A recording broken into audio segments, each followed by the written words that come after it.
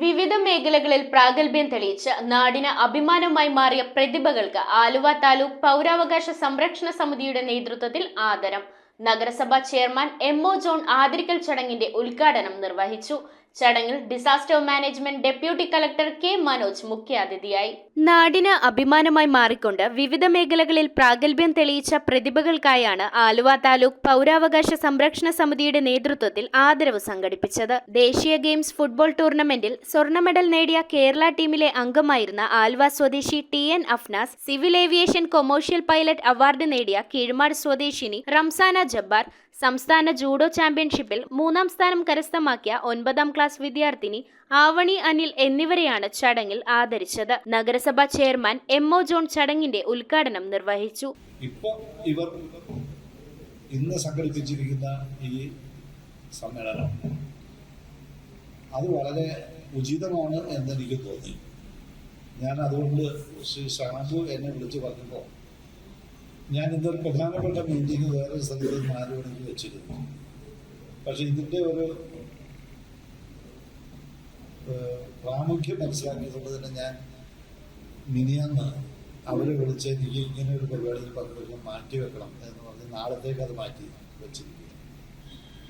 അത്രയേറെ ഒരു വിശിഷ്ടമായ പരിപാടിയാണ്. നാടിന്റെ അഭിമാനമായി മാറിയ പ്രതിഭകൾക്ക് രാജ്യത്തിന്റെ വെന്നിക്കൊടി പാറിക്കാൻ കഴിയട്ടെ എന്നും അദ്ദേഹം പറഞ്ഞു. ചടങ്ങിൽ വിശിഷ്ടാതിഥിയായി പങ്കെടുത്തുകൊണ്ട് disaster management deputy collector K Manoj പ്രതിഭകൾക്കുള്ള മൊമന്റോകൾ കൈമാറി. നമ്മളെല്ലാവരും ഒരു കണക്കിലല്ലെങ്കിൽ മറ്റൊരു തരത്തിൽ പുറത്തു പറയാൻ പറ്റാത്ത രീതിയിലോ ഏതെങ്കിലും ഒരു ഘട്ടത്തിൽ ഈ പൗരാവകാശ ലംഘനം ഏറ്റുവാങ്ങിയ ആളുകളായിരിക്കും. ചെറുതാണെങ്കിലും വലുതാണെങ്കിലും ഏതെങ്കിലുമൊക്കെ ഒരു തരത്തിലായിരിക്കും.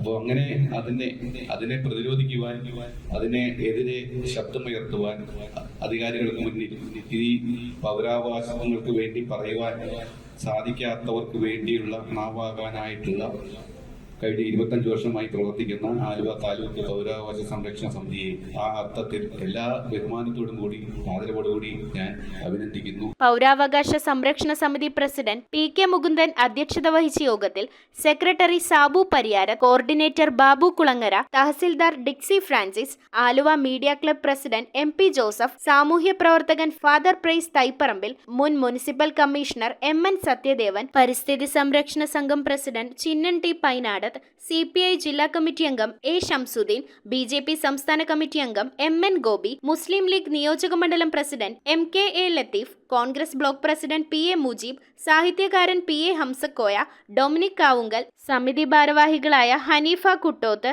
V.T. Charlie, Johnson Mulavarikkal, Shameer Kallungal, Bavakutty Basheer, Abbas Thoshibapuram, A.V. Muhammad Basheer, Aksar Sulaiman, Faisal Khalid, K.A. Rafeeq, P.K. Mohanan എന്നിവർ സംസാരിച്ചു. News bureau, Aluva. Deepavali bonus വല്ലതും കിട്ടിയോ?